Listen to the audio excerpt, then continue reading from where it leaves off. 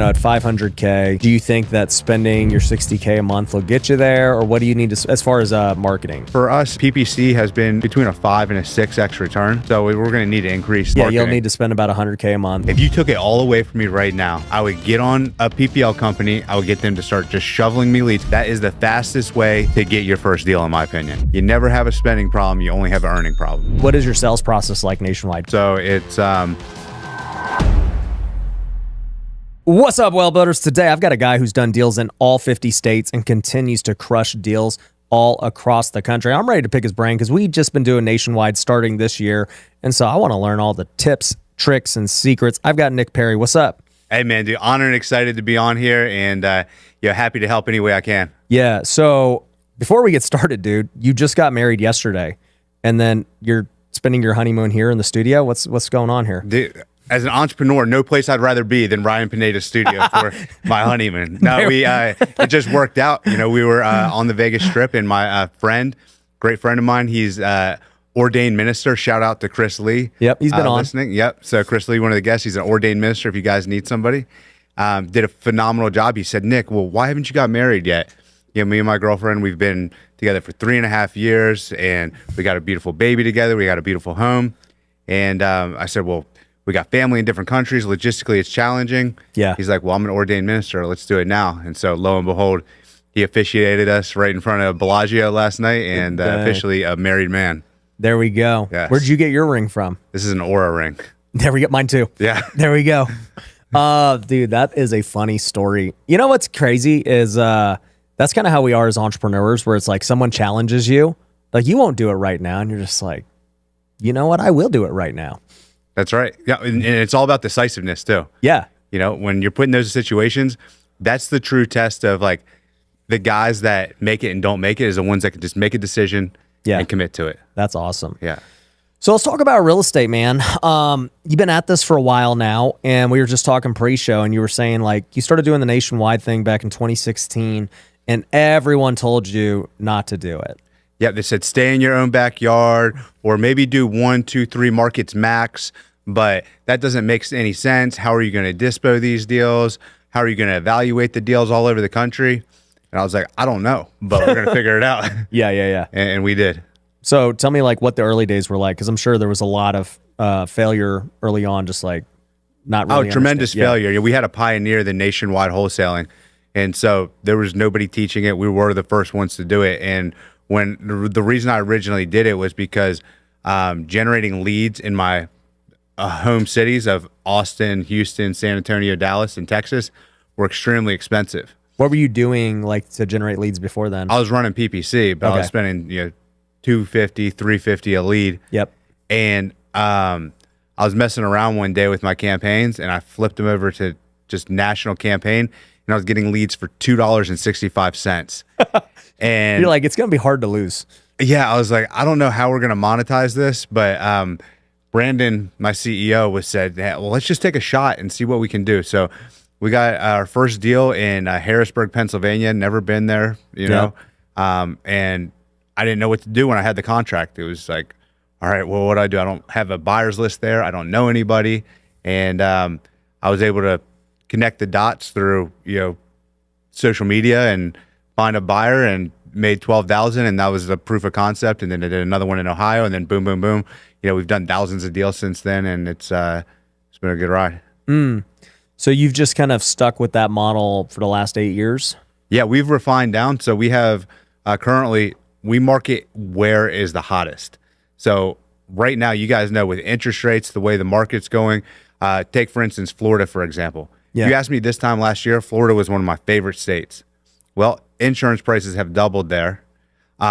Additionally, affordability is not there, and people can't qualify for homes like they used to. So the houses are sitting on the market in Florida, and they will not sell. It's going through a price correction right now. Yeah.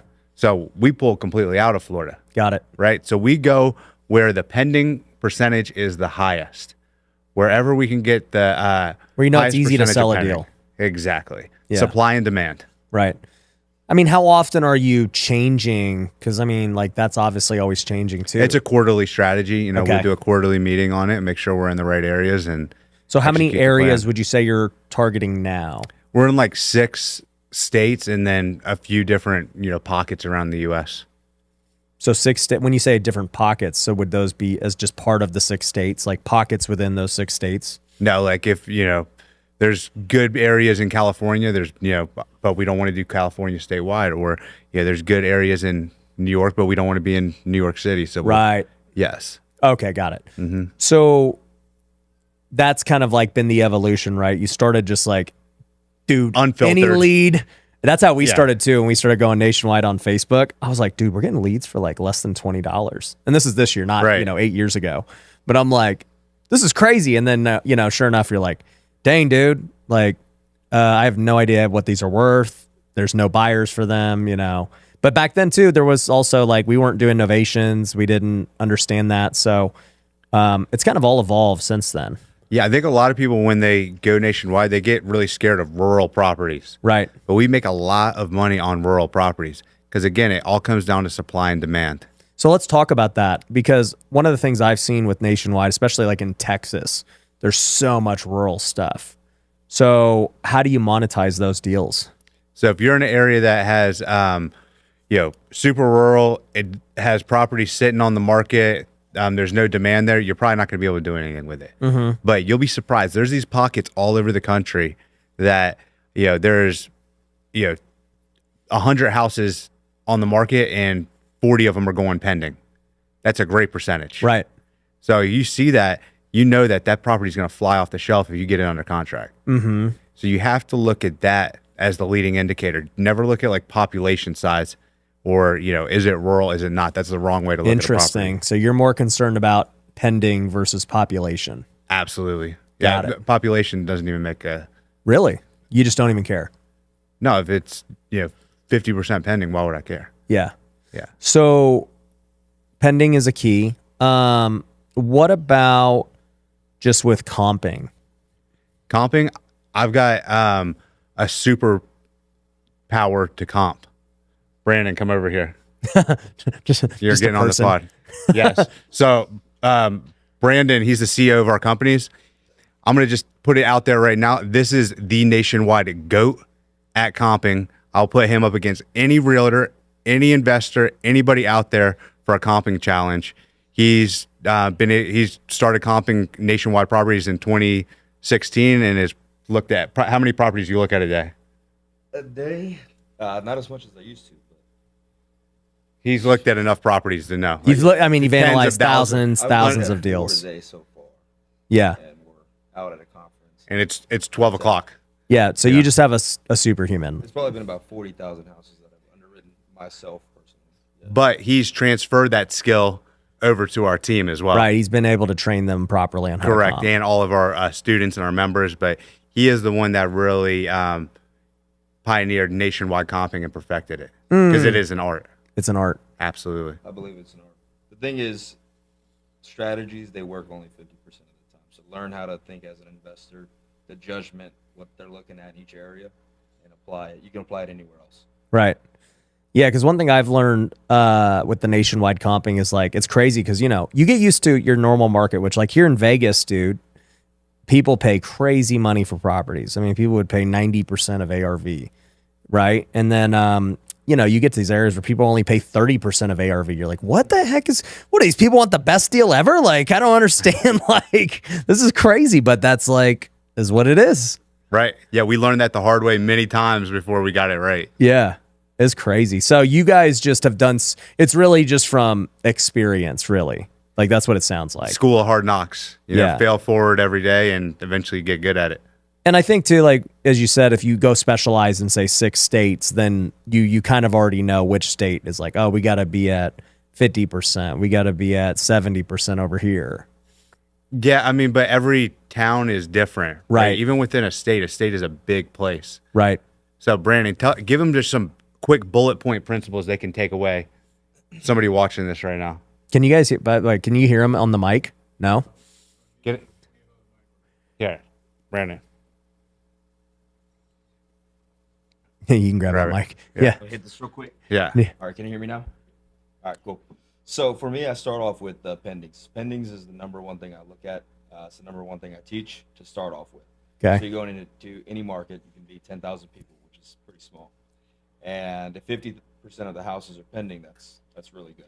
Yeah. So we're going to come up with a percentage or buy percentage to start off with based off pendings. So for me, pending, 30% of the houses are pending. I start off with 70%. That's like the benchmark. You just inverse it?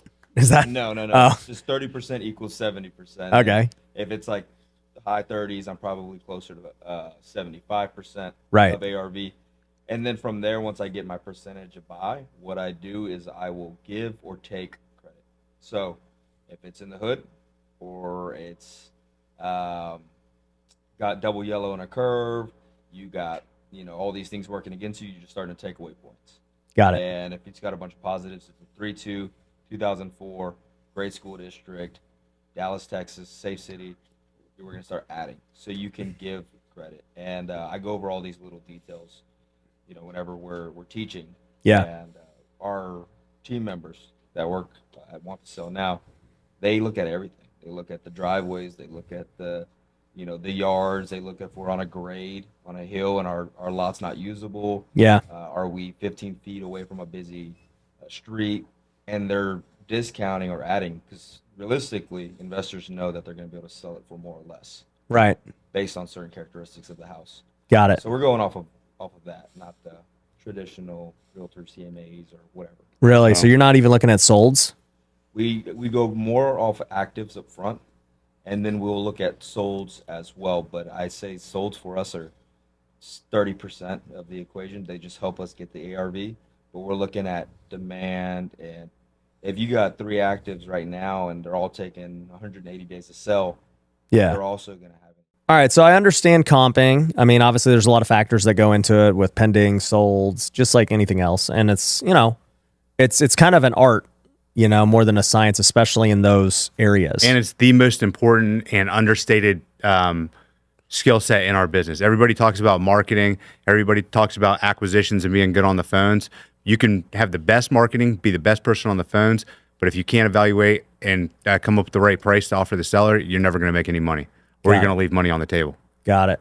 So let's talk about that, right? I mean, obviously, you already got leads, right? So we're talking about assuming you're going nationwide, you're in these markets, you're looking at the property, you're coming up with an accurate, evaluation. What is your sales process like nationwide? I mean, obviously it's on the phones, right? Yep, it's over the phone. So it's a 2-step call. We'll do an initial lead intake where we have our introduction, get the property condition, we'll do a setting of expectations with the seller. We'll get an initial asking price. Then we'll go into our property conditions, understand a little bit more about their situation and their motivation. Throughout the script, we're building rapport. Yep. And reinstating the pain and the value proposition throughout the conversation. And then once we get towards the end, we give them an offer range. We'll let them know, hey, based on what I can see, just preliminary qualification, you're going to be between 140 to 160 is probably what our underwriters are going to come in on at this property. Is that if we were able to get that towards the higher end of that range, is that something you would want to have a conversation about? So you get that soft commit. If they say yes, then we'll put them on mute, type of a DocuSign, and then get them to open up their email and sign it. Or if they say no, then that's like when we can start objection handling and yeah. What percentage would you say are one call closes? That's the great thing with PPC. Yeah. So PPC, we have on average, out of our entire database, we've got 56 or 57,000 leads in our database, all PPC. Yeah. And out of those, it takes 3 days on average for these deals to go under contract. Yeah. So compare that versus cold calling, right? Oh, it's terrible. Cold calling's months. Exactly. Yeah. 90, 180 days versus 3 days.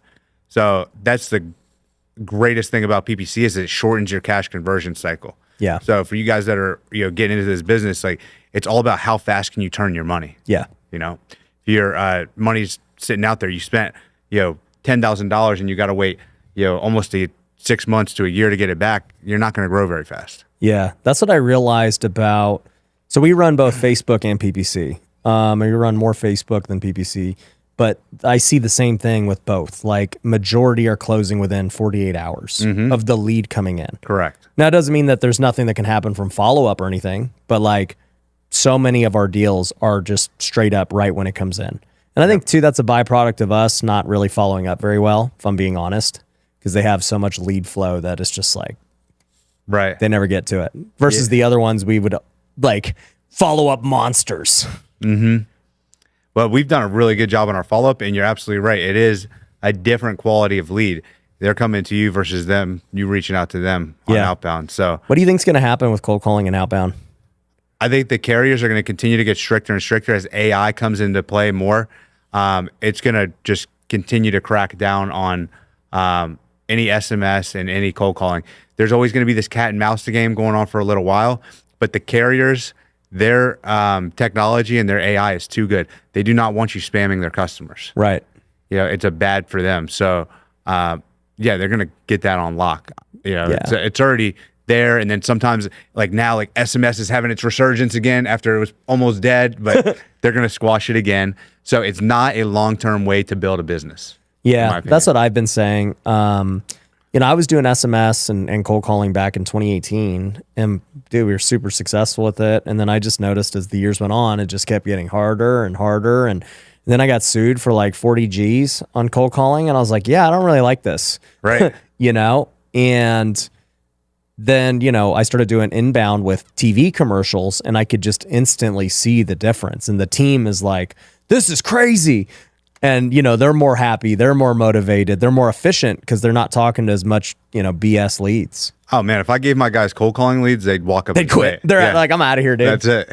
They're spoiled. Yeah, absolutely. That's funny. How many guys do you have on the sales team? 16. So we're right now transitioning from Austin to Scottsdale. Okay. And we're growing.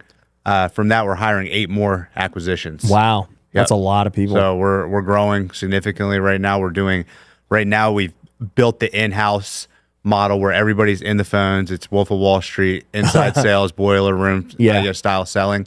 And we're now going more towards a remote workforce where it's going to be virtual, but like in-house virtual. So we'll have a screen just like you have here. Yep. Where we can see them, they can see us. Yep. So it's a vibe board. We'll have them in a Discord where you can see everybody. You can communicate. You can have meetings. So are they all in Austin right now, or were they all virtual to begin with? Austin, we're bringing our executives out to Scottsdale, and then our Austin team will continue working from home, and then we're hiring 8 additional guys from Latin America.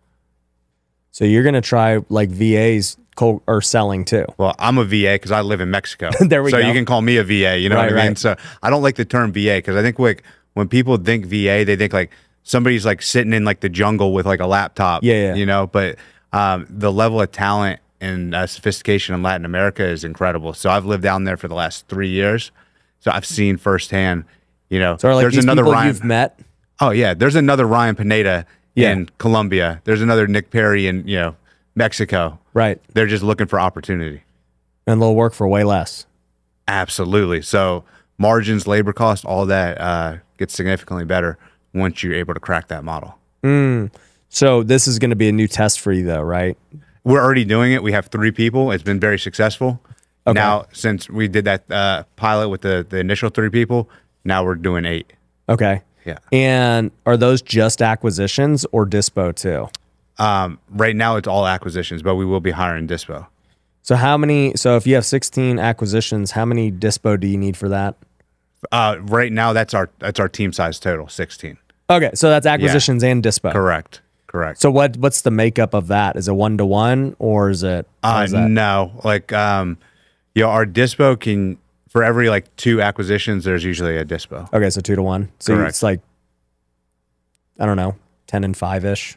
Yeah, you know, we hire based on, you know, what's going on too, because we have a dedicated person just for novations now. Got it. Because if you guys are doing novations and wholesale, what you're going to realize is novations is a lot of paper pushing. It's a lot of administrative work. It's a TC job. It's a TC job. And if you're having your sales guys do that, your dispositions. They're going to be pissed. Correct. And so we separated that out, and it made the organization flow much smoother. Right. So how much do you have to spend a month to to feed that many salespeople? I mean, 60,000 a month and, paid marketing. Got it. Yeah. And that's just across all the, the places that you're in and everything. Correct. Okay. Yep. I've always wondered this with guys who are high volume. How many leads are you trying to get per rep? Great question. So this is where we screwed up a lot. You gave him too many leads. Yes, I already of know course. the problem. You know that, but we experimented with the sweet spot for That's why I'm asking years. you, what's the sweet spot? It's 20. Okay. 20 leads per week. Per week. Per week. Okay. 20 new leads per week. So It's about 4 a day. 4 a day. Yeah. Because if not, they slip on follow-up. Once literally- they go above that, then conversion goes down. It's so funny. So I've always said 5 is the number, just like gut. I'm just like, I think 5 is probably the number. And then, I say, I'm like, but I think really 5 to 10 could be the number. And then, we start generating so many leads, and I'm like, all right, they each got 20 leads. And I'm talking per day, not per week. Yeah, I'm talking per day. Right. Yeah. There's no way. Yeah. No way. Yeah, they can't continue. The sweet to follow spot up. is 4 to 5 a day. Yeah, it's because they're chasing too many rabbits. You're chasing too many rabbits, you don't get any rabbits, right? Yep. So Yeah, we need to hire more. We have 4 acquisition. They're all in here. When you were up there, they're at lunch. But it's like, I also am a fan of in person. Oh, I am too. Yeah. Dude, I come from an inside sales background. Right. So I love that in-house culture and having everybody there, having the camaraderie, being able to go out and do team events and team lunches. But what I like to do and what's good for the business are two separate things. I know. Yeah. Yeah, that makes sense. So what made you decide to go to Scottsdale? It's an entrepreneur's paradise. So I've been going out there for years for events and things like that, and my network is extremely strong out there. Yeah. Currently, right now, I live my dream life in Cancun, Mexico. Okay. So I have everything I want. I live on the beach. I've been semi-retired for the last 3 years. And, I'm at a point where it's time to take it to the next level. As men, we're born to create and bear fruit and continue to get bigger and better. And, I don't want to ever be complacent. So Yeah. when I had the opportunity, and a few months ago, I had to renew my lease in Austin or make a decision where are we going to relocate the company. Yeah. Where we are in Austin is the highest office rent in the nation, more than Silicon Valley, more than Boston. And in addition to that, labor cost there is through the roof as well. Yep. So we made the decision, let's go somewhere where we, checks all the boxes, and that was Scottsdale. Yeah. Yep. What about Vegas, dude? Dude, I don't know if I could live here. I've been here 2 days. I'm ready to go home. So You just too much fun. too much fun getting married, conferences. I know you already been. Yeah, you were here for a day and you got married. I know see what's it. going to happen next. I know. I don't know. So, yeah, Scottsdale is great. So many, especially there's a lot of real estate guys out there. Yeah, it's interesting because I've been contemplating, not obviously moving. Like I love Vegas and what we got, but I've been thinking a lot about the sales process of these things, and I'm like, okay, every time I've ever tried to spend more money, I always got less efficient. Mm-hmm. And, I don't know how many times I need to make the mistake to say, well, dude, yeah, dummy, you need more people. You can't spend more without having more manpower. Right. And it's like, I just always make the mistake. Yeah, you want to pull those levers. It's so tempting to pull Yeah, I'm them. like, let's double. It's great. Everyone's killing it. Yeah. Yep. And then it just never works. You spend double and you make the same or worse. Absolutely. We've learned that lesson the hard way many times as well. So what about novations? I've been talking about that a lot recently. And, we made a switch to, kind of change our pitch to focusing on the novation price first. How are you guys doing it? We still anchor with cash. Yep. And then if that doesn't work, then we'll hit them with novation. So novation sounds a lot better after you anchor a them with a lowball. cash price. How many, like, what percentage of your deals would you say are novation versus cash? Right now it's 50-50. We're still crushing wholesale. Yeah. Yeah. Wholesale is a great strategy still to this day. Do you guys flip anything? We do. We flip property all over the nation as well. We have rental property all over the nation. So What would make you flip, I guess, like in all these different places?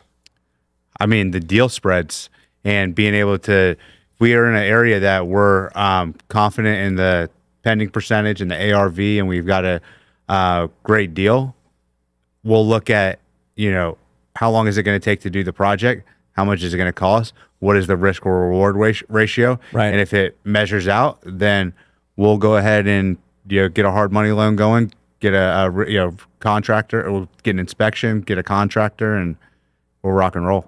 So would you say that when you do flip, most are like true flips, or are they more like wholesales? Wholesale. Well, so my definition of a wholesale is basically kitchen, bathrooms, floor, paint, maybe roof, AC. I don't think that's a full flip for us out here. Yeah. But we try to keep it as minimal as possible. Like, we love the hotels where we can just literally close on them. That's what I'm saying. That's what I'm thinking of as a whole. Do a Clean make it out. ready and Yeah. So then you are doing pretty much like big normal flips in the way we would just because I think that's why a lot of people like Vegas and Arizona and everything is because what you just described is a full flip for us. 40K and under on the rehab is Yeah. usually what we're trying to. Yeah, I mean, 40K is like a full flip for us on most houses in Vegas because we don't have older homes. We don't have to replace like all this crap that, these homes in the Midwest need to get replaced and Right. older homes. Right. Yeah. That makes total sense.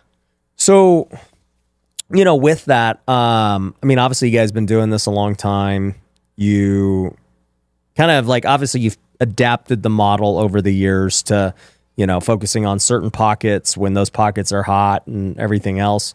Is the goal to just keep growing that business bigger and bigger, or like what's the plan? Yeah. So wholesaling and flipping is a great vehicle. Like when you're, broke in your mom's basement and you're trying to make, multiple seven figures. Yeah. Like going to seven figures is great. Can you scale it to 8, 9 figures? Yes, maybe. But is it the best vehicle to scale? Right. I equate, if you're going to try to scale a wholesale company to like multiple 8 figures, it's like trying to make a Kia go 220 miles an hour. Can we do it? Yes, we can. But is it the smartest? Like, we might as well just get a Ferrari. Right. So, we have right now we're actively buying businesses in addition to buying real estate. So staying in the same lane, and it's great because once you understand and you can be successful at real estate investing, wholesaling, those same skills are transferable to almost any other industry. Mm-hmm.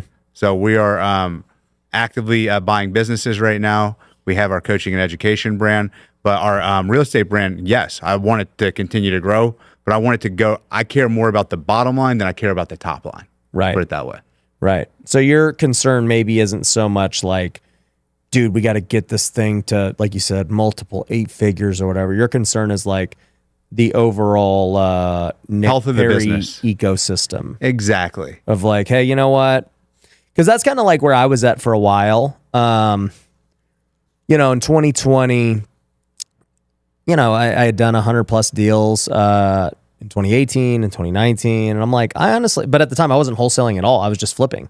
I was like, I really don't want to do more than 100 flips. Like, this is like a lot of work. And, I can make a couple $1,000,000 and it's all good. But like, I'm going to focus on other like higher opportunity vehicles. And at that time I felt like social media was a massive opportunity that people just didn't really get yet.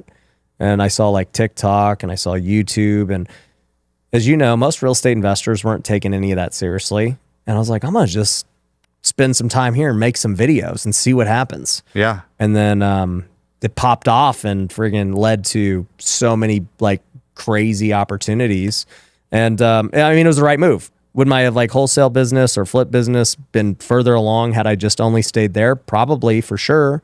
But would that have been the best use of my time and energy and everything else? And I think that's like kind of like what you're describing. I agree 100%. Like for us, like success for our wholesaling business is $6 million a year, 40% profit margin. That's Happy. it. That's like, if we hit those, we're square. Correct. Yeah. Yeah. That's a mature, stabilized wholesale company, in my opinion. Yeah. And then continue to build on. I mean, we're going to continue to, do other avenues of real estate, Yeah. bolt on lending and things like that. But we're focused really hard right now on hitting that, 40% plus profit margin, making sure our education brand continues to grow and our members are served and over delivered to. Yep. And also buying businesses. I've thought about that with the wholesale, as far as like getting profit margins higher, because obviously like the biggest expense in a wholesale business is marketing at the end of the day for most people. Marketing, or usually it's payroll. Well, payroll, yeah. Yeah. Because if you get enough deals, then you got a lot of commissions, right? Right. And if you got an in-house staff like this and you're paying them. Yeah. Yeah. Exactly. Right. Well, thankfully for me, it's like my staff covers like lots of different things. It's like, okay, this person's doing education and, well, like social media, for example, covers everything we do. Right. Even my marketing department, it's funny because, we'll run funnels for WealthCon and the events. And then we also run our funnels for home run offer and getting deals. And then we run funnels for other students. And then we run funnels so it's like, it's kind of like become free. Right. One hand complements the other. Right. Yeah. So I get like my structure is a little different than most, but even when I look at just the nuts and bolts of just, hey, like, let's just look at the wholesale business as it is. Like, let's just take, okay, $500K a month. What are your expectations of how to achieve 40%? Like, what would the breakdown be for someone listening? Well, first of all, you've got to make sure that you watch your margins. So for us, you have to make sure labor cost is a big one, right? Why do you think we're going more virtual? Right. Because we were getting crushed is, our labor cost was, 35, 45% some quarters. Yeah. And that was rough, because then you don't have Are people on salary plus commission or salary plus commission? Got it. Yep. Okay. Yeah, it's hard to get people to work commission only. Can you do it? Yes, but you got to understand in our business, if you want top talent, well, our business is like this too. right? And it takes realistically, somebody comes in day one, they're not going to start getting paid on their commissions until like 60, 90 days after that. Right. The cycle. So that's a long time for them to get in their head. When they have a bad day, and say, screw this, I'm not going to do this anymore. Right. Versus if they're getting a salary, there's a lot more likely that they're going to stay on. So what we do is we bring them on for a salary for the first 90 days. Yep. And then it goes commission only. Right. So yeah, that's what we do too. Yep. And then, with our virtual team, that's going to help out our labor margins.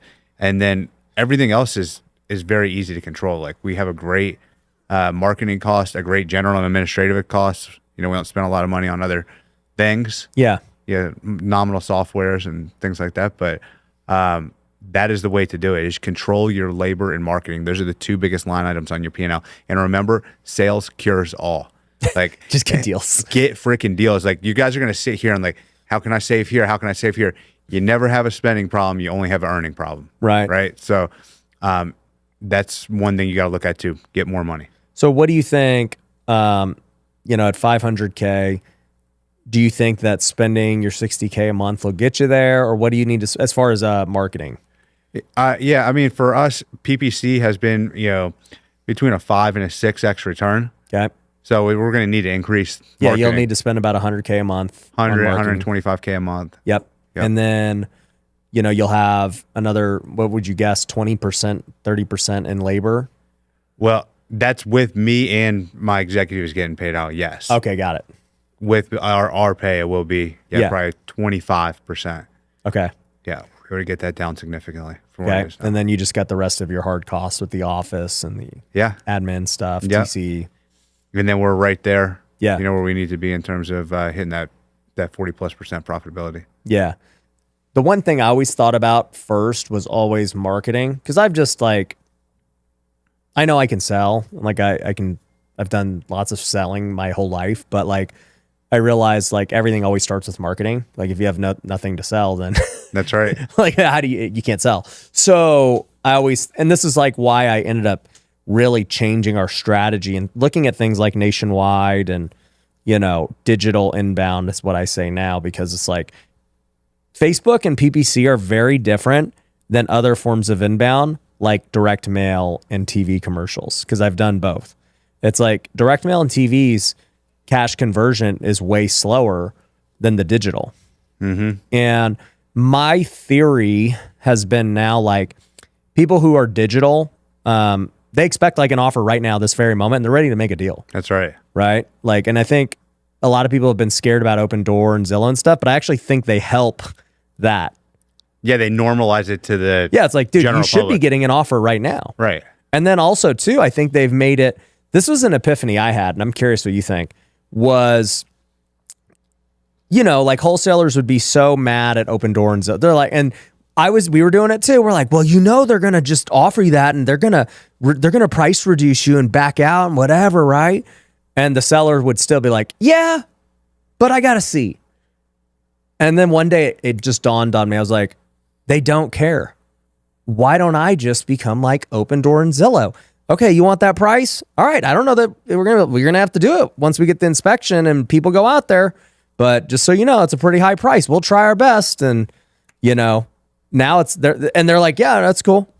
Yeah, I think as long as you're being honest and transparent with people, Yeah, that's the most important thing, you know, for your brand reputation. But if you do that, and they don't care, then absolutely. yeah, because we've even done that with novations where they are very much like, oh, dude, I got to get this price. I got to get this price. And we're like, that is so close to retail. Like, it's not going to happen. And they're like, well, can we at least try? And, you know, because like, we'll be like, we want to work with you. I'm like, okay, here's the deal. We'll try it for 2 weeks, 4 weeks, whatever, right? If we don't get any traction, then you're going to have to drop. Are you okay with that? And they're like, yeah. And we're like, all right. And then just run it, put it Run on it. the Like, all right, we'll put it on. Yeah, whatever.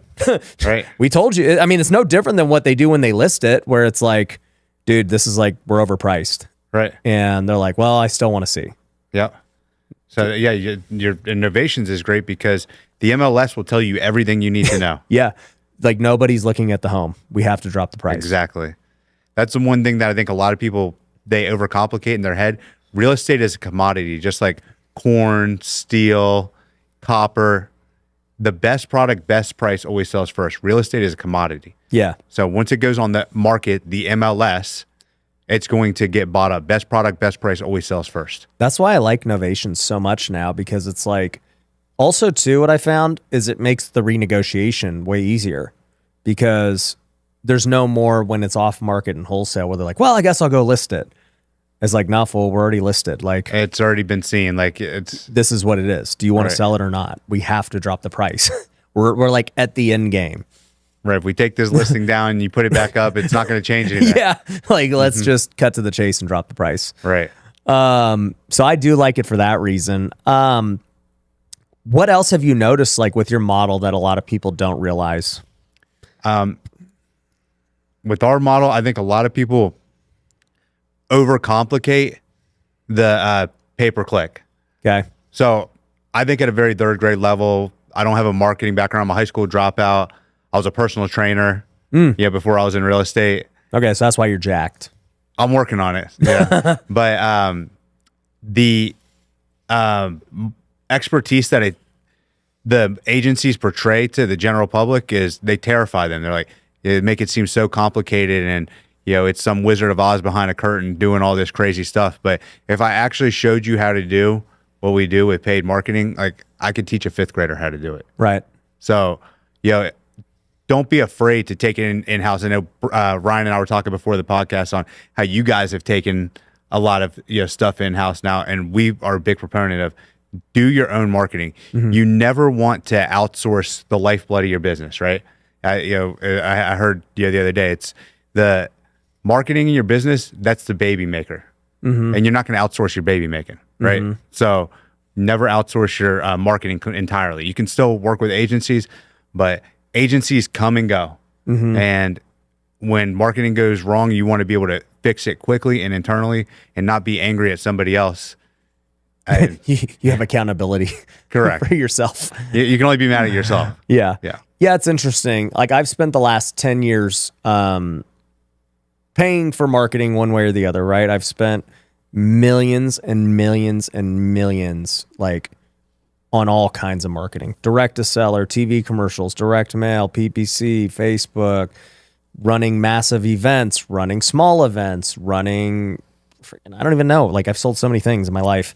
And I've worked with agencies, I've worked in-house, and I've just done lots of stuff. So like what I have realized over the years is, this is my opinion, when you're first getting started out, right, this business is super overwhelming. And so it's like, all right, dude, I need you to be a master marketer, a master salesperson, a master comper, a master dispo person. That's what it's going to take for you to like get from eight. And it's like, that's really hard. And so I tell people, I'm like, and I think that's like things like PPL have really kind of blown up over the years. And I don't even really like PPL the way that it's been, but I understand why it's worked for people and why, you know, people are attracted to it. Agreed. And here, like, if you took it all away from me right now and you said, Nick, you got till the end of the day to get a deal. You got no systems, no processes, nothing. What are you going to do? I would get on a PPL company. I would get them to start just shoveling me leads because I don't have time to set up websites and all that. Right. And I would start taking calls to my cell phone and having conversations with homeowners. Start talking to people. That is the fastest way to get your first deal, in my opinion. Yeah. And that's kind of what I'm getting at is like, in an ideal world, you would do everything in-house, right? And like, you know, everything we've built in-house has been built over 10 years. And it kind of takes time. And like, even with social media, I used so many agencies when I was, you know, building my brand. People would do my reels for me. People would do my, you know, podcast, and then consultants. And then eventually, as time went on, you know, you take bits and pieces that you learn from each thing. And then, you know, eventually you can build it all in-house. And so it's like, I think people just also need to like not think they need to be at the end game tomorrow. That's right. Think with the end in mind. Yeah. It's like, hey, it's great. Like, do your own thing. And also, too, it's still okay, like you said, to have both. It's like, dude, all right, I run my own PPC. You know, I buy some leads over here. Okay, we're trying this other thing over here. I mean, that's what almost most successful. Very few people I see are like, that are at scale, do just like one thing. Like, that's like rare. Correct. You never want to have a single point of failure in your business. Yeah, because that's, even if it's in-house and it stops working, it's still a single point of failure. Yeah, you're in trouble. Correct. Yeah, because I even see that with like cold calling, especially. Like most people who start trying to do marketing start on cold calling. And as we already know, like cold calling is just like, that's the number one thing that's got a ton against it. Correct. Yeah, if you really want to start off the hard way, start off cold calling. Yeah. Most people, I think, fail doing that. Just they do it because they don't want to risk the money or they don't have the money. But, you know, as an entrepreneur, that's what we do is we risk time, energy, and money for a greater tomorrow. Right. So if you're not willing to do that, then just stay at your 9 to 5. Right. Yeah. I was telling that to somebody else too. Like, and this really put it in perspective for me. Like, I understand as a guy who's taught flipping for a lot of years, like, okay, there's a lot of benefit to buying from a wholesaler as the flipper. You don't have to spend anything on marketing, make relationships, you know, go get a gap funder and a hard money loan. You're into the deal with no money. You know, you just go do the deal, right? That's right. And it is great in that regard. But the caveat is probably your margin's not as good because you didn't find the deal. Mm-hmm. And you do take on all the risk. Correct. So at the end of the day, you know, you're flipping a $500,000 home. Anything can happen. That's right. And I've seen it firsthand. Like, I've made millions, I've lost millions flipping, right? The thing I've realized about wholesaling is, like, I get why it's scary for people because you got to put up the upfront cost of marketing and whatever you're going to do. But it's like, if my risk is only 10,000, let's just say, for I'm going to spend 10 grand this month. That's actually a lot less risky than even the guy who just flips one house and spends nothing on marketing, but you're buying a $500,000 house. That's a $500,000 risk. Right. One surprise is $10,000. Yeah. And guess what? Like, you might not make any money on it because you don't know what you're doing, starting out flipping the house. Right. In addition, you got the market cycles and all kinds of macroeconomics. Yeah. So wholesaling is the best vehicle to start off, in my opinion. That's how I started, and that we still continue to do a lot of wholesale deals to this day. And I agree with you. I think when I started 10 years ago, I just didn't know that wholesaling was the way it is. It was like, I guess I'll just flip. Right. Yeah. So tell me about like the business side of things. So you said that obviously, you guys are doing your wholesale, you guys are doing some coaching, but now you're buying businesses. Like, what are you looking to do? So the great thing with businesses is, right now we're in a silver tsunami. If you guys have heard of that, all the baby boomers are retiring, right? And they have no legacy plans for their business. Their kids want to be TikTok influencers and the next Ryan Pineda, and they don't want to take over their dad's ball bearing manufacturing company in Cleveland, Ohio. Right. So I will take over that ball bearings manufacturing company in Cleveland, Ohio. And because what I can do with that is I can buy it for, 2 to 3 times of whatever it earns. So if it earns, let's just use easy numbers. If it earns $1 million a year, I can buy it for maybe $2 to $3 million. Mm-hmm. Well, what if I go to the other ball bearings manufacturing guys and say, hey, let me go ahead and buy you as well. So now I've got a handful of them. Mm-hmm. Well, when you get a certain amount of EBITDA together, so that's your money after everything, your expenses, your net profit. Correct, that's your net profit. It's very attractive to private equity. Yeah. So private equity will buy these things. It depends on the industry, but just use easy numbers, anywhere from 8 to 15x. Mm-hmm. So let's just use 10 as the number. So say I've got bought all these at a 3x multiple, and then you can sell them at a 10x multiple. Mm-hmm. It's the closest thing to legally stealing as I've ever heard of in my entire life. Right. Well, you got to put the deal together. That's the hard part. There's a lot of deal architecture and a lot of due diligence and a lot of risk that you take on. Yeah. But the thing is, my entire career has been building me up to doing bigger and better deals, and I've been getting better at doing deals, and now here we are buying businesses. So have you guys bought any yet, or where are you guys at? We have an education one that you're buying. Yep.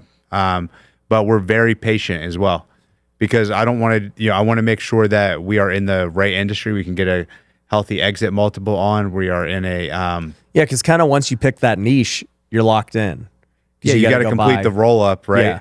Yeah. Or you can just keep it, but you're not going to ever get a high valuation on it. It's just like a cash flow. But I'm in this to do 9+ figures. I'm not, here to play small. So, yeah. What made you like? I guess because I've thought about the same thing, right? So we come from similar backgrounds, and being in the flip wholesale space for many years, doing education, and then now you're saying, hey, you know what? Maybe this isn't the best vehicle to go do 9 figures, right? Correct. And this is the vehicle I'm going to choose to get there. Correct. What made you choose that vehicle? Because I have friends, literal friends of mine, that have exited companies and completed these transactions for multiple 9 figures. Yeah. And are still continuing to do it. I was just with the founder of Kajabi yesterday. Mm-hmm. He exited, when they sold, it was for $2 billion. Yeah. Well, what do you think he's doing right now? What is he doing? I don't know. Buying boring businesses. Got it. Yep. He's got all this money. He's connected all over the Silicon Valley. He could, run around on a tequila tour the rest of his life and never come back. But he's back buying boring businesses because that's what he wants to do. He wants to just do roll-ups with his money. Correct. And I was like, well, why don't you take it to the like, you got all this expertise in Silicon Valley. Like, you could crush it out there. You could become a VC. He's like, no, this is where it's at. He thinks, well, I mean, like, look, he's an entrepreneur, right? So he's just never going to stop. So that's right. Yeah. He thinks that this is the best opportunity, even with his skill set. Yep. And people with a lot more money than me and that are a lot smarter than me, I've been around enough of them to know, success leaves clues, right? When I was a personal trainer, I was making 60 grand a year, busting my butt, full book of clients, and all my clients are pulling up in Bentleys and telling me about their trips to the Maldives. I'm like, what do these people do? Yeah. What do they all do? They all own businesses and they're in real estate. I was like, well, I need to own a business and I need to get in real estate. And so that's Right, what I right. did. So now I'm at that inflection point again. Like, well, how do I get to 9+ figures? And Yeah. you get around, it's all about getting around the right people, and you start figuring that out. Yeah, it's interesting. I've like kind of also looked at all the different vehicles, and I've seen like there are a few ways to go about it, right? It's like, okay, roll-ups. That's obviously one way. Creating some kind of tech product for real estate. So like our friend Robert Winsley's Correct. doing that with Investor Lift. And, there's other real estate things. Kajabi's an example of that, right? They're not real estate specific, but creating some kind of tech platform that services the industry. Mm-hmm. So I've thought about that. I also have thought about, obviously, like just buying a bunch of real estate and just playing the slow game, right? We're going to continue doing that too. Yeah. We're going to do both. Yeah, because, that's the whole thing. Like, you look at guys like Cardone who've just been raising capital for all these years, buying building after building, year after year. It's like, it's slow, but it gets you there. Another one I have seen has been just like, obviously, like you could just start any kind of random business that ends up just being worth a lot, right? And then I guess like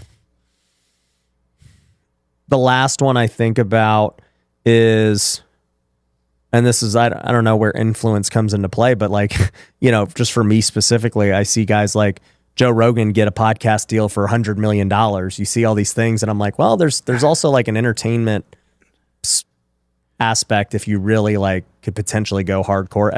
I look at what Patrick Bet-David, for example, is building with Valuetainment, right? What is Valuetainment going to be worth as time goes on? And Correct. Everything he's doing. Real estate investors, I found a brand new way to create cash flow that's better than anything else I've ever done. It's better than rental properties, Airbnb, my flipping business, multifamily. It's the best thing we've done yet. It is building an automated wholesale business. Now you might be saying, Ryan, how do you build an automated wholesale business? Well, what if you had the same exact leads that I get every single month? What if you had a sales script that was so easy to close deals over the phone that you could do it all across the country? And what if you could sell your deals directly on the MLS without a real estate license and without having to actually own the property and getting top dollar? Well, we do that with this new method. And I made an 11-minute video where I go over how it all works, how you can start doing it today. So if you want to go see that video, go to wealthyinvestor.com, go click the case study and see what I'm talking about. And you're already down that path. So that you're right, in that same trajectory. But like, I think out of all those things that you just said, the highest probability for, myself who doesn't have a podcast I've been working on for years or things like that is roll-ups. Yeah, no, 100%. Yeah. And I'm not saying one path is better for anyone. But those are all paths you can They're take. all viable paths that could lead to this thing. Agreed. And that's been what I've been just, like you, right? Like we just want to keep getting better. And we want to do it based on our like skills, our passions, and just like what we're just naturally inclined to do. And it's like, and I think one thing I struggle with is shiny object syndrome. So I get to like, and this is everybody with social media, but I get to interview all these people with social media, and then I get to talk to them off camera. So I'll be like, all right, Nick, so tell me about these roll-ups, dude. Like, give me the scoop. And you're like, oh, bro, we're doing this and this and this. And I'm like, maybe I should do some roll-ups. Maybe we'll do something together. And then it just like inevitably leads me down this distraction. Yes, that's the classic entrepreneur battle is shiny object syndrome. And it is a curse. Like you have to stay focused for long periods of time and see your projects through. When they get boring and it's hard and you're going through challenges and adversity, it's easy to say, oh, well, what about this, drop shipping thing? Or what about, it's you got to stay focused. Stands for follow one course until successful. Right. And if you can't do that, you're never going to go very far. And you've done that. You've been doing this for over 10 years. But well, one thing I think about too is like, you just mentioned a part that I've really thought about lately, which is do one course until it's successful. Well, how do you know when it's done? Because like you just said, hey, my goal, my vision is, hey, 6 million a year, 40% margin. And that is, you never let go of one vine before you have another one. Oh no, secured. I'm 100% with you on that. Yeah. But what I'm saying is, for most people, because I've talked to so many people over the years. It's like they get to a certain level. So like I even did this with flipping, where it's like, all right, we got to like 4 million a year flipping houses back in 2020. And I was like, that's good. On to the next bigger opportunity. Clearly, you could do a lot flipping. I mean, Open Door is a massive company. I know wholesalers and flippers who do tens of millions a year. They're rare, but like they exist, right? So instead of starting something completely new that I don't know anything about and hoping it works out, I could have kept flipping and wholesaling and just really been as good as I could possibly be, right? And then the same thing is true, like even with just education, it's like there are guys in education who do 9 figures. Like I've had Grant Cardone here. I've had Tony Robbins. I've had other guys who have legit done multiple 9 figures in education. And it's like, well, maybe I should just go just kill it and just destroy education for as big as we could do it, right? And so I think that becomes the hard thing of, I mean, we would all agree, you know, you've had enough success in real estate or in education. I've had enough success in real estate or in education, but when does it, I don't want to say end because I don't think it'll ever end, but like, when is it like, stop doing that? Well, not stop, but you know, adding this new thing. You know what I'm saying? Absolutely. So I think it's a kind of like, this probably resonate for a lot of people watching this as well, is like, when should I quit my full-time job? Right? Yeah. It's when you have enough in reserves and you're making enough money from your new thing in order to justify being able to wind that down and go do something else. Right. Until you've successfully done that and get a proof of concept, you have no business quitting what brought you to the dance. Right. Well, I guess then the only difference would be with your 9 to 5, you know, there's a cap to what that can be. And then, so I guess if we're using our examples here, it's like, okay. Fair enough. I'll answer that. Yeah. So what are your core values? Like if your core values are like, dude, I love being in front of these cameras every single day. It energizes me. This is what I want to do every single day. I wake up, help people. That is amazing. Yeah. Or maybe you're like, you know what? I want to be the guy that puts these deals together and makes the companies better. It really comes down to what lights you up at the end of the day. Right. Yeah, because you could go try and build, let's just say wholesale, right? And, you know, it's at 5 million. And then you're like, all right, I need to get this thing to 20 million. And it's like, man, this is going to be a freaking headache trying to get this thing. Yeah, I don't want to do that. You know, it's like you count the cost. And then you're like, man, is there an easier way to get to 20 million? And that becomes the thing too, where it's like, you know, every 20 million is different, right? You know, you got a recurring revenue business in certain industry, especially tech. Well, $20 million business in tech is worth a lot more than a $20 million wholesale business. Absolutely.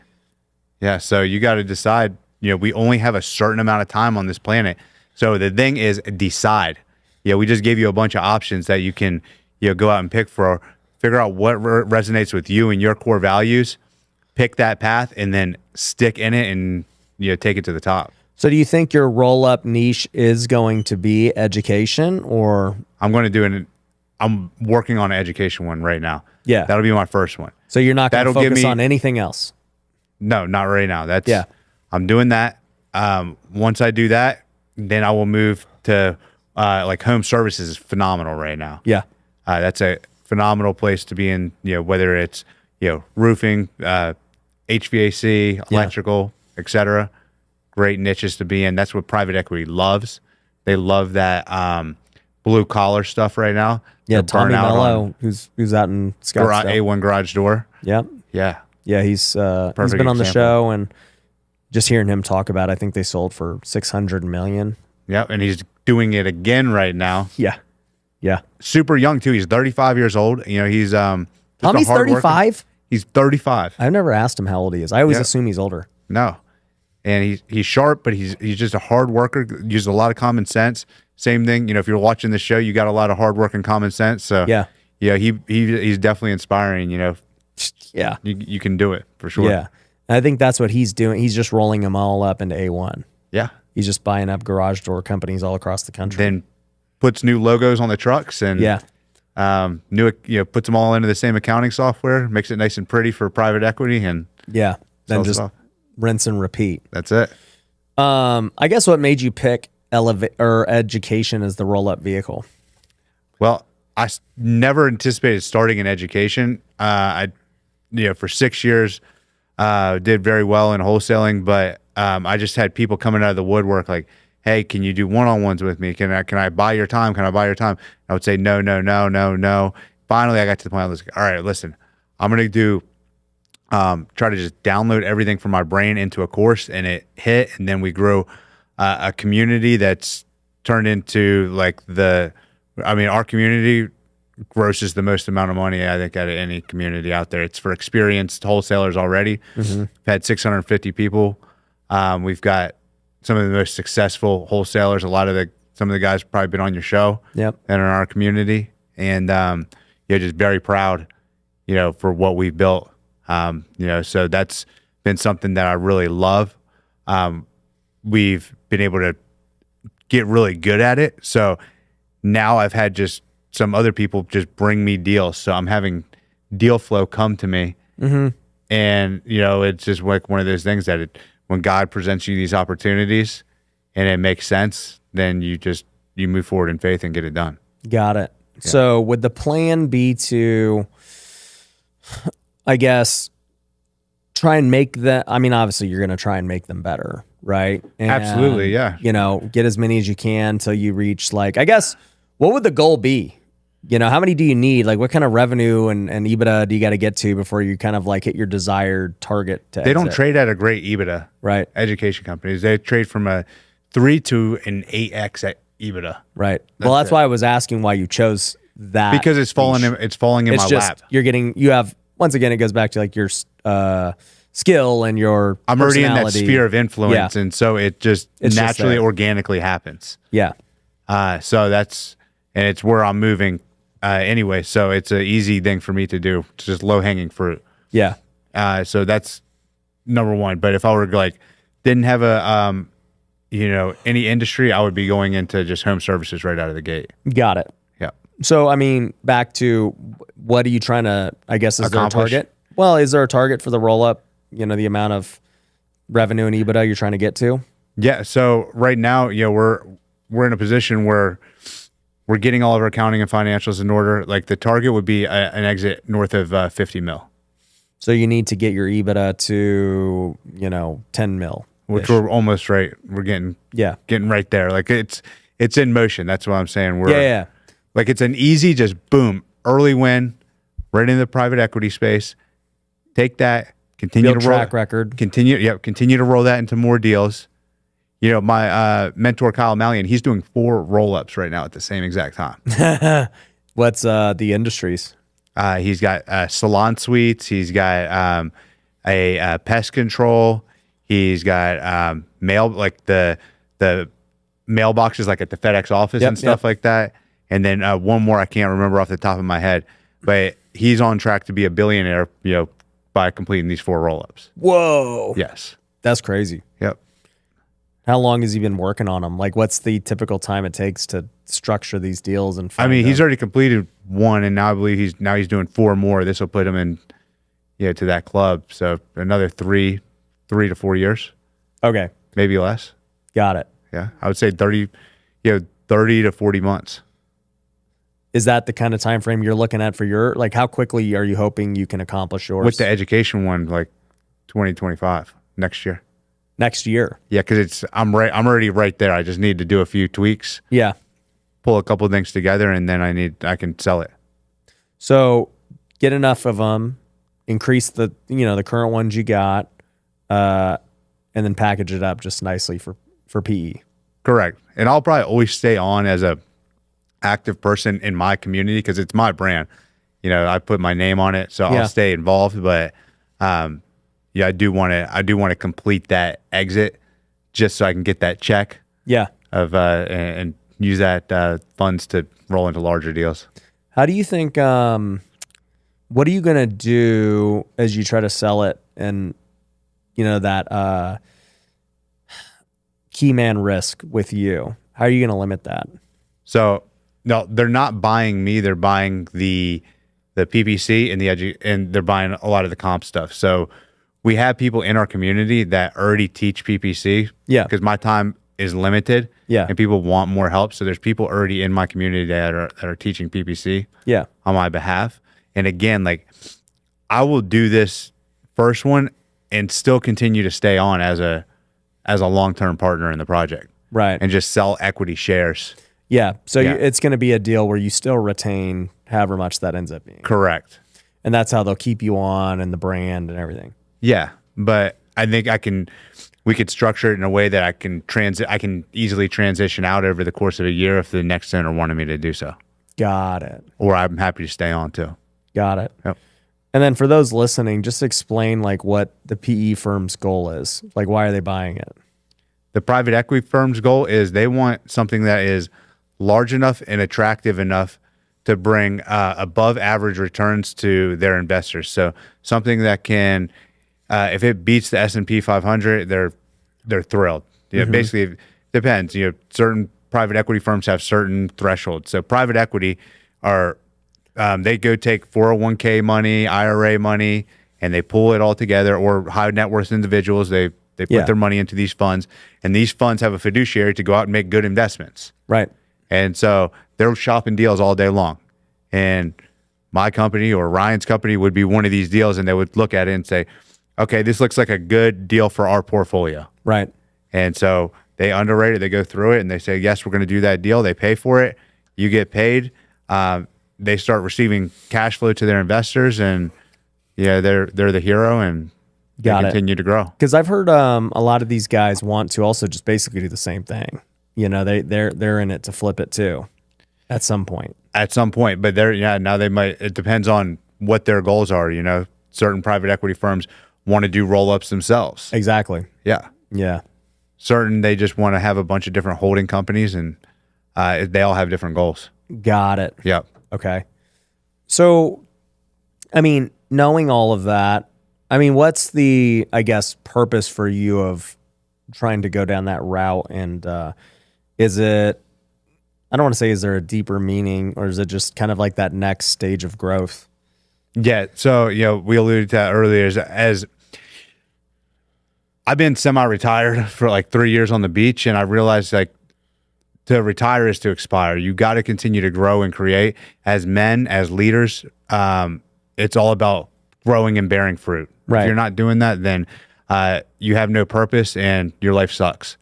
Like being on vacation all the time is not a fulfilling life. No, we are created to work. Correct. In addition to that, you know, I have, you know, passions to impact the world greater than myself. And when you want to make a big impact in the world, you need a lot of money. Like I'm very passionate about dogs, animals. I love dogs. So like something I'm going to do in the next 10 years is to create a animal shelter. So I'd buy 300 acres, probably out in, you know, Texas, out in the hill country. Are you from Texas originally? From Texas. Okay. So get something out in Texas and, you know, put state-of-the-art, you know, kennels and vets and vet techs and, you know, be able to help them when they have overflow from hurricanes and Got it. help with adoption. Like that's something that I want to give back and do. But how much is that going to cost for the facility I want? That's going to be a $50-60 million facility. Dang. These Yeah, I'm dogs going to are deck it out. made, They're going dude. to love it. Yeah, we're going to have it. These dogs are gonna be. This ain't gonna be a shelter. It'll be It's one a of those resort. pet spas. Exactly. We're What's going to do it big. What's your favorite dog? I have a pit bull and I've got a Frenchie. Okay. So I love pit bulls. They're you know, great dogs, but Frenchies have a funny personality too. They kick me, you know, they crack me up all day. I used to have 4 dogs. Now a couple of them died, and then one moved to my in-laws' house, and so he's their dog now. But we have one little mini weenie dog. Nice. He's just so funny. Yeah. I like dogs more than people. Do you like cats? Absolutely not. No, I hate cats too. I don't think they should exist. I mean, I won't go that far, but no, I'm not a cat person. Every time I hear someone with a cat, especially a guy, that's why I was testing. That's a red flag. If a guy has a cat, I know. that's a red flag. That's why I was testing you. I was like, okay, I mean, he loves animals. Do you like? And then I was like, all right, cool. It's a solid We'll test. release the episode. That's right. Yeah, but every time I hear like a guy who's like, yeah, dude, my cat, and I'm like, Oh man, he's out. He's out. Yeah. He's not hired. No, He can't work here. He's out. done. There's Something Yeah. off about that. You know, my COO Javi, he's on the border because he has a cat, but you know, it's his wife. You know, she brought the cat into. Oh yeah, if the you know. wife brings the cat, it's a different story. I know, but still, you know, sometimes you got to step up and get rid of the cat. I agree. I'm allergic to cats, so I can't. I couldn't do it. I know, me too. That's why I'm anti-cat. But yeah, dude, I mean, what would you say is the future of all of this, right? Because, you know, we both hear it. People are like, oh, well, this regulation, that regulation, this thing's happening, that thing's happening. I'm going to assume you're probably like me. You just don't really care. No, I don't care. Yeah. I follow the law. Yeah. They change the regulation. I'll follow the law. What do I Whatever do? the Double new thing close is. or what? What do we have to do? Actually, this is a good question because you have picked all the states, and this is actually what I want to know too. What states should people just really avoid with nationwide because it's just too much of a headache? Yeah, like your West Virginias, Alabamas, Mississippis, any of those rural states with low ARVs. Avoid those. Your Avoid fees aren't those. big enough. Correct. Okay. And it's going to be difficult to move property there. Yeah. What about like we've noticed this for us, especially with novations, like the attorney states suck. Have you seen that? We love like attorney states like New York. It does more of a pain in the butt to do deals on the transaction side of Right. things because you have buyer and seller side attorneys and they complicate the whole Yeah. thing all the way through and take longer because there's communication between two attorneys and it's never fun. I don't But even know why like it's we not still rip it Okay. in those states. I just don't understand why like it's not standardized just title and escrow in every state. I agree. There's a lot of inefficiency in the title world that will be hopefully taken over in the next 10, 20 years by blockchain and artificial intelligence. And Yeah, for Yeah. sure. Yeah, especially too. It's like you look at what AI and chat. Yeah, but speaking of that, what are you guys doing with AI? right now, we're using it for follow-up. So we have follow-up that will Text or call? Text. Okay. It's not there for call yet. We're testing calling. I've tested calling. I pulled it because you're talking to a robot. Yeah. Like the latency's there. It'll talk over you, but it's getting good. It's getting pretty good. We're filming this right now in the end of 2024. By the end of 2025, it'll be commercially viable where you won't know if you're talking to Ryan, the real Ryan, or Yeah. the robot Ryan. You know what's funny is somebody was telling me about this. I was talking to one of my friends who owns an AI company, and he was like, yeah, like, and this is what made me even think about cold calling and why it's like kind of going to go away, is they were talking about how the AI was impersonating Joe Biden to raise funds. So these scammers, I don't even know if those scammers are, it might have been the Democrats, which people would say is the scammers anyway. But nonetheless, he was talking about how Joe Biden, they They're the use same people. yeah, that's what I'm saying. Yeah, Yeah, yeah. I didn't say that, but some people Yeah. would. All right. But they were using Joe Biden AI to call people, cold call, and say, hey, it's Joe. We really need money for the campaign to beat Trump. This is back in 2020. Right. And then like, dude, it raised like tens of like 60, 80 million dollars cold calling as like Joe Biden. Incredible. I was like, what? Yep. And then, now you see these deep fakes. You see like Wow. it's so easy to do this stuff now. They can deep fake on Zoom now. So Yeah. there was a transaction. It was a real estate transaction, and the escrow officer needed to do a proof of life on Zoom because it was a mobile closing. The seller was out of the country or wherever. So they Right. said, let's do a proof of life. So they deep fake they got the driver's license, and then they deep fake the photo on the driver's license, and they were on Zoom. Yep. And it's lucky it was a really hip escrow officer, and she caught it. Like, she's like, this is a little bit off, Yeah, this doesn't look right. but and she stopped it from going through. But that's happening, and these transactions are going through, and title insurance is having to pay out on That's crazy. fraudulent transactions, and Yeah. people are losing their homes, and it's crazy. Yep. Yeah, That's one reason blockchain solves that. correct. But also it just made me think about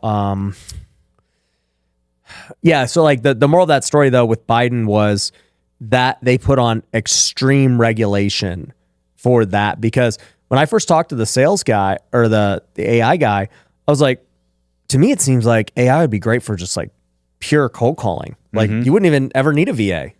Like AI will just hammer it 24/7, nonstop. Never get tired, never fall sick. You could put any voice, any accent. You don't have to worry Follows about a perfect script every time. Yeah, no training. Like it seems like it'd be perfect for outbound. And then he's like, you cannot do outbound with this. You can only do it by the law to people who have opted in. And I go, interesting. And he said, and then he told me that story of why, because they used it for outbound. Makes perfect sense. Yeah. So do you think that it's going to replace all callers in the next 2 to 3 years? Well, I think it's illegal to do outbound with it. So I don't think it can replace cold. But that goes back to my point of like cold calling keeps just getting more opposition and regulation against it. Do you think that it will replace sales reps? I mean, yeah, I think at some point, yeah, there will be like a time when that happens. I don't know that it's in the next I don't think it's in the next 2 to 3 years of like closers, but I do think it replaces setters. I think setters get replaced in the next year or two. Yep. And yeah, but at some point, yeah, it will also be good enough to close. I mean, it's back to what you were just saying earlier about, your Latin America guys. Nobody would have ever trusted VAs to do that. And you're like, bro, these guys are just as good. I live there. Yeah, like they're totally fine. Right. But, there's a stigma. And so that's why, people don't do it. And I think AI will have a stigma for a long time before people realize like how powerful it actually is. I agree. But it's catching on. That is the future. And I think that AI is going to, I'm very bullish on AI. I think it's going to completely change our world in the next 10 years. And if you're not on top of it and ahead of it, you're going to be left in the dust and completely obsolete. So the way this is actually how I think it plays out is, and I always use my copywriter as an example of this. So, I hired my copywriter, at least over a year ago. And initially, dude, we do so many ads and so much content and everything else that she was getting overwhelmed. And, we weren't like fully tuned in with how to use ChatGPT to the full. So yeah, this had to have been like 2 years ago. And I was like, well, we're not going to hire more. Like you need to learn how to manage and use ChatGPT because like clearly it works. You just got to figure out how to become a good prompter and all this stuff. Well, now, we've never hired anyone else and she puts out, 5 times the amount of content because she has this tool. And once again, it's not like a copywriter all of a sudden makes more money because they know how to use ChatGPT. It becomes just the standard of, you're a copywriter, you better know how to use ChatGPT and produce a lot of content. Like that's just is what it is. Right. And that's happening with editors too.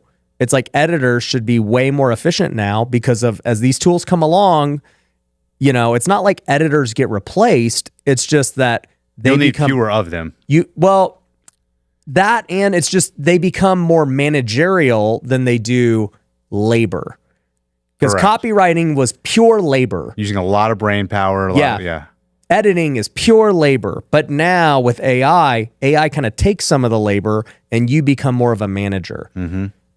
That's what I think happens with sales. Overall. Yeah. I think that even closers, at some point, AI will get good enough to close. Everybody would agree with that. And it's not like it'll replace all the closers. I think it just becomes like closers get really good at managing the AI and they get pinged when somebody's on the hook. They get pinged, they're reviewing the sales calls and seeing like, oh, AI screwed that one up. Let me call them and go close that. That should have got closed. Right. It's going to be a wild ride. They say in the next 10 years, we're going to have more technological evolution than in the last, since we discovered fire. So buckle up. Well, that's what Moore's Law says. Correct. It's just that tech keeps doubling every like 2 years. Every 2 years, yeah. And it's like, dude, that's kind of scary because like we're at this innovation stage, but like, yeah, I mean, look at AI in the last 2 years. Like they were saying it 2 years ago that, hey, this AI thing is like going to change all of it. Oh, it's just getting started. Yeah. And you see ChatGPT and dude, Facebook had this thing. It's like, we have Ryan. You can have an AI Ryan now on Instagram. Yeah, you can have your own AI avatar. You can upload all all of your videos and everything. It could be a custom GPT of Ryan. Yeah. And like the video, Ryan, I mean, that's obviously like needs work, but I was messing with texting my AI and I was like literally asking it tough questions that I want to see, like, would he respond the way I respond? Dude, it was good. And I mean, the reason it was good is because I have so much content. So it's pulling from, like, imagine that, right? How many posts do I have on Instagram? I have, let's see, crazy amount of posts, 6,000 posts. So the AI literally probably pulled from all 6,000 instantly because it's just that. All your YouTube videos, takes all the transcripts, all your Instagram. Yeah, that's just Instagram. Yeah. So it took it all. It's like, all right, we know exactly how this guy thinks. And it was like, all right, hey, you know, it was just like, let's try it out, right? And then all of a sudden it started selling me. It's like, dude, you should get into real estate. And I was like, okay. And it's like, I was like, what should I do? Dude, you should definitely flip and wholesale. And I was like, but what about rentals? And they're like, nah, just flip and wholesale, build up some cash flow, get some money in the bank, then buy rentals later. Love it. And I was like, that's exactly what I say. And then I was like, you know, what does Ryan believe? And it was like, dude, Ryan is a strong Christian, or no, it speaks from I. Yeah. You know, like, I'm a strong Christian. You know, I believe that God has a purpose for you. And I was like, this is crazy. And then I was like, who are your friends? It's like, you know, my friends are, and it just starts naming people that have been on my show and stuff. And dude, it was wild. I couldn't believe it. I love that. Yeah, it's going to get crazier and crazier. So stay on the forefront of technology because it is moving faster and faster every day. Yeah, and especially when like there's more information about you, it can really emulate it. And I think like I haven't even know how to turn it on, but I am curious to see like how that becomes a thing, right? Because now essentially that's, call it Ryan GPT. So, you know, instead of having to go ask, you're like, I wonder what Ryan would say about this. And then you just go ask it. And it's like, that is the future. Like, because imagine if I could be like, I wonder what Elon would do in my situation. Correct. Yeah, you can have AI mentors and you can sit here and talk to Elon because it's got so much information about on Elon. They know exactly how he thinks, what he would do. You could have AI Elon on your podcast. You could. Right. It's probably going to be happening in a couple of years for you. If that probably is true. Dude, I never even considered that, but it's like, all right, tonight's guest is we got Elon. You know, the AI Elon. We'll get the real one here soon, but you guys are going to love this conversation. We went in depth, you know, just ask him whatever. Exactly. And people, see how that plays out.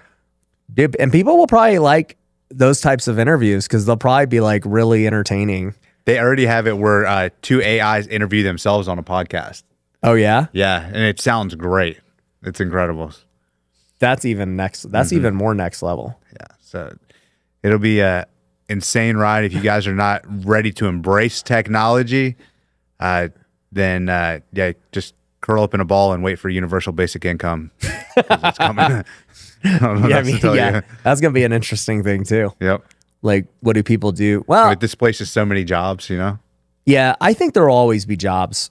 I think that I don't know that UBI will ever be necessary. Yeah, I mean, it's just like the Industrial Revolution when they were getting rid of like the horse and buggy and putting everything in from agriculture into machinery. Yeah. Everybody thought they were going to lose their job. Yeah. But they just got repurposed into different roles. Yeah, and like even if you look at the last 20 years, it's like, okay, the world has gone online in the last 20 years. Well, guess what? We're going to need way more, you know, online like, dude, I didn't need all these video editors and all this stuff. But now that's a big field, right? Right. And I think like once AI replaces a lot of the labor type stuff, right? There's just, I don't know. People are going to have so much free time. They'll figure out new ways and things to do. Yeah. You always end up repurposing into a higher thing. You know, that's the evolution of, you know, the economics in society. Yeah, for sure. Well, bro, it's been great having you on the show, man. Great getting to know you. Where can people find out more about what you got going on? Yeah, reach out to me on Instagram. It's just my name, Nick Perry, REI. Or you can find me on any of the socials. Same thing. So reach out. Happy to help. Cool. Guys, go check them out. Make sure you subscribe. We'll catch you on the next one. Peace.